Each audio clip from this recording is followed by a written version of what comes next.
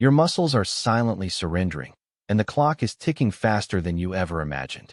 At 35, the body flips a hidden switch, and if you don't hit the exact protein target, you hand the advantage to sarcopenia, the stealthy thief that robs you of strength, confidence, and the freedom to do what you love.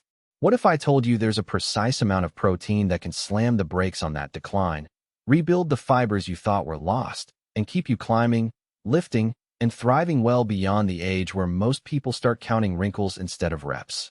3 years ago, I was staring at a mirror, noticing that the sleeves on my favorite shirt fit tighter around the biceps while the waist stayed stubbornly the same. I tried cutting carbs, doing endless cardio, and even splurging on the latest supplements, but nothing moved the needle. Then a study landed on my desk, an exhaustive analysis of muscle loss in men and women after 35. The researchers pinpointed a single variable that made the difference between a body that withers and one that rebuilds. Protein intake measured gram for gram per kilogram of body weight. Not a vague, more protein is better mantra, but a concrete, science-backed number that stops muscle loss dead in its tracks. Let's break down what that number looks like, why it works, and how you can integrate it into real meals without turning your kitchen into a laboratory. First, the math behind the magic. The study showed that consuming 1.8 grams of protein per kilogram of lean body mass every day is the sweet spot where muscle synthesis outpaces the natural breakdown that accelerates after the mid-30s. If you weigh 80 kilograms and have a lean mass of 70 kilograms, you need about 126 grams of protein daily. Miss that by even 20%, and you give sarcopenia an opening to creep back in. Hit it consistently, and you create a protective shield that keeps your fibers thick, strong, and ready for growth. Why the 1.8 g/kg figure works.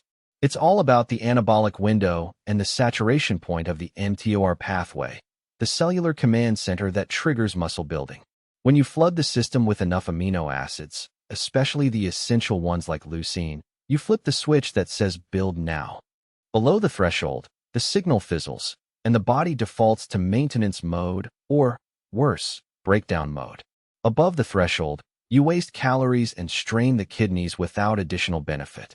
The 1.8 g/kg figure lands right in the zone where the signal is loud, clear, and sustained throughout the day. From numbers to real-world portions. Now, you might think, I can't possibly count grams every single meal. That's the myth that keeps people stuck. The secret is to think in protein portions, not abstract numbers. One palm-sized piece of chicken breast, a boiled egg, a scoop of Greek yogurt, or a cup of lentils each delivers roughly 20 to 30 grams of protein. Stack 3 to 4 of those portions across breakfast, lunch, dinner, and a snack, and you're already hovering around the target. The key is distribution. The body can only process about 30 grams per sitting before the excess gets oxidized for energy or stored as fat. Spread the intake, and you keep the anabolic engine humming all day long. A sample day that hits the mark. Let's walk through a day that hits the exact mark without feeling like a forced diet. Morning, 7 a.m. A shake made with a scoop of whey isolate, a banana, and a handful of oats delivers roughly 25 grams of protein and a burst of fast-absorbing amino acids to kickstart muscle protein synthesis after a night of fasting. The banana supplies potassium and glucose for a quick energy lift, while oats add soluble fiber that steadies blood sugar.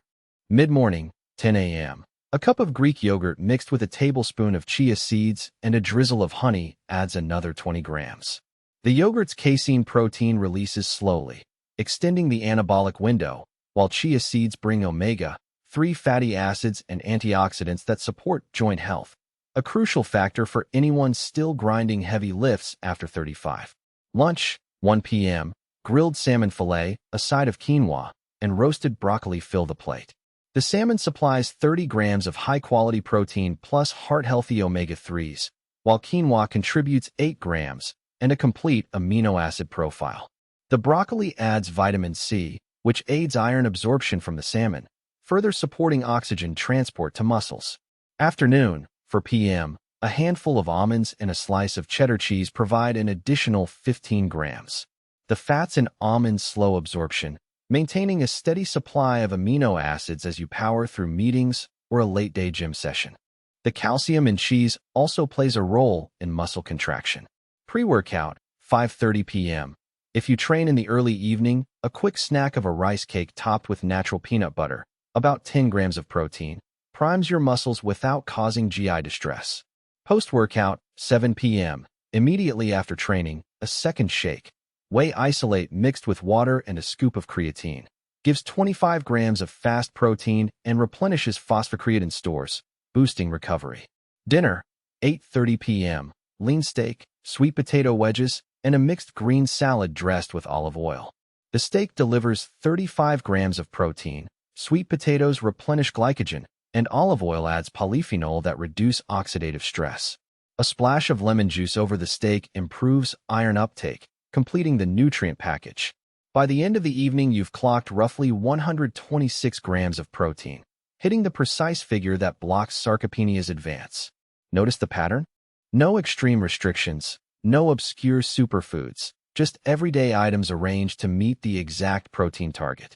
Flexibility and substitutions. The approach is flexible. Swap salmon for turkey, quinoa for brown rice, Greek yogurt for cottage cheese, as long as the total protein count stays within that narrow window. Consistency matters more than perfection. A day or two off won't erase weeks of progress, but chronic shortfall will. Kidney concerns. Myth versus reality. Let's address the elephant in the room, the fear of kidney stress. A common misconception is that high protein overloads the kidneys, especially after 35. In reality, healthy kidneys adapt to higher protein loads without damage. The real risk comes from chronic dehydration and excessive reliance on protein powders lacking micronutrients. Keep hydration up, aim for at least 3 liters of water daily, and balance protein sources with vegetables, fruits, and whole grains. If you have pre-existing kidney issues, consult a physician, but for the average adult, 1.8 g/kg of lean mass is safe and effective. Timing around workouts. What about the timing of protein relative to workouts? The classic post-workout window myth that you must consume protein within 30 minutes is outdated. Research now shows that total daily intake outweighs minute-by-minute timing. However, an easy rule of thumb is to have a protein-rich meal or shake within 2 hours after training to capitalize on the heightened sensitivity of muscle cells. That's why the morning shake and the post-lunch snack are strategically placed around typical workout times. Leucine, the anabolic trigger. Now let's dive deeper into the science of leucine, the star amino acid that triggers the anabolic switch. Leucine thresholds sit around 1.6 grams per kilogram of body weight per meal to maximally stimulate MTOR. In practical terms, a 60-kilogram adult needs roughly 9 grams of leucine in one sitting, which translates to about 25 grams of high-quality protein. This is why you see the recommendation of 20 to 30 grams per meal. Foods high in leucine include dairy, meat, soy, and certain nuts. If you're vegetarian or vegan, combine legumes with cereals to achieve a full leucine profile, or consider a plant-based protein powder fortified with extra leucine. Myth-busting. More isn't always better. A quick myth-busting segment. Many believe that more protein equals more muscle. The truth is that beyond the saturation point, additional protein gets oxidized for energy or stored as fat, especially if overall caloric intake exceeds maintenance. This is why the precise target is crucial.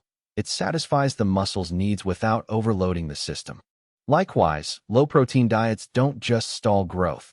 They actively accelerate sarcopenia, leading to a cascade of reduced strength, slower metabolism, and higher injury risk. The hidden costs of ignoring precision. After 35, basal metabolic rate naturally declines, but the loss accelerates if muscle mass shrinks. Muscle is metabolically active tissue. Every kilogram of lean tissue burns roughly 30 calories at rest. Lose 5 kilograms of muscle over a decade, and you're burning 150 fewer calories daily, which translates to weight gain, insulin resistance, and a higher likelihood of chronic disease. The protective protein strategy not only preserves strength, but also safeguards metabolic health. Supplements, strategic, not mandatory. What about supplements?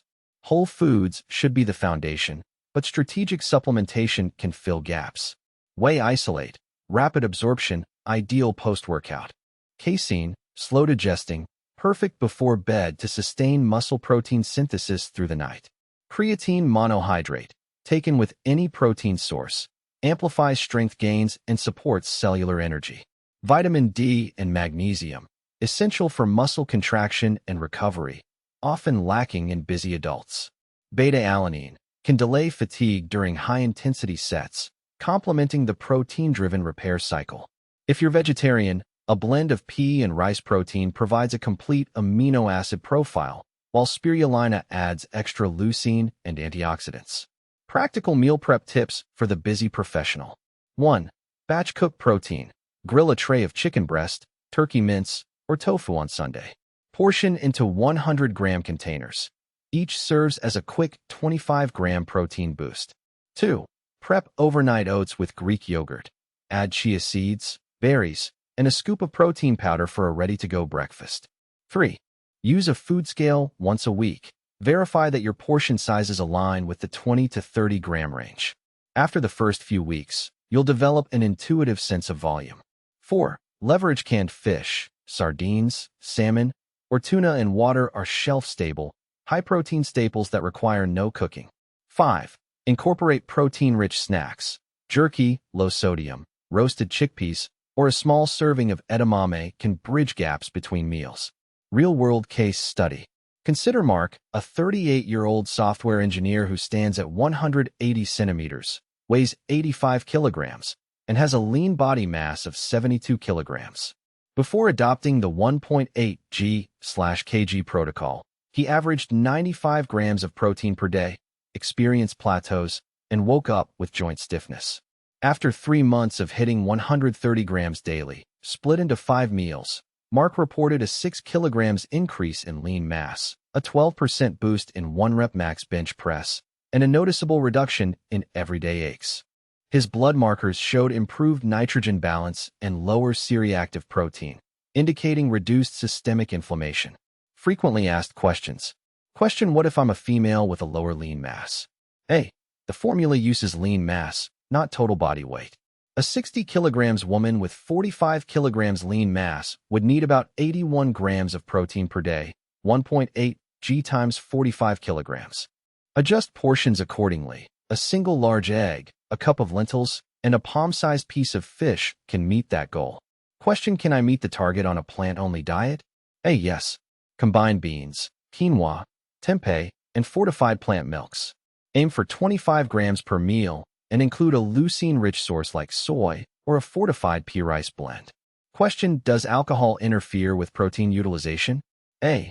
Moderate alcohol, 1 to 2 drinks, has minimal impact, but excessive consumption impairs muscle protein synthesis and can increase nitrogen loss. Keep intake modest, especially on training days. Incorporating herbs, spices, and micronutrients. Flavor doesn't just please the palate. It influences digestion and hormone release. Capsaicin in chili can boost metabolism, while turmeric's curcumin reduces inflammation, creating an optimal environment for muscle repair. A squeeze of lemon on fish improves iron absorption, which works hand-in-hand with protein synthesis. Garlic, ginger, and rosemary have been shown to support mitochondrial health, further enhancing recovery. The bottom line. To recap, the exact protein formula for stopping sarcopenia after 35 is 1.8 grams per kilogram of lean body mass, spread across 4 to 5 meals, each delivering 20 to 30 grams of protein. Prioritize high-quality sources, balance with healthy fats and complex carbs, stay hydrated, and use targeted supplements only as needed. By following this roadmap, you turn the hidden switch from decline to growth, proving that age is just a number, not a fate. Imagine yourself a year from now, stepping onto the gym floor with the same vigor you had at 25, lifting heavier, moving more freely, and feeling the pride of a body that defied the calendar. That future isn't a fantasy. It's a direct result of hitting the protein target with precision. So, start tomorrow. Count your plates, not your calories, and give your muscles the exact fuel they demand.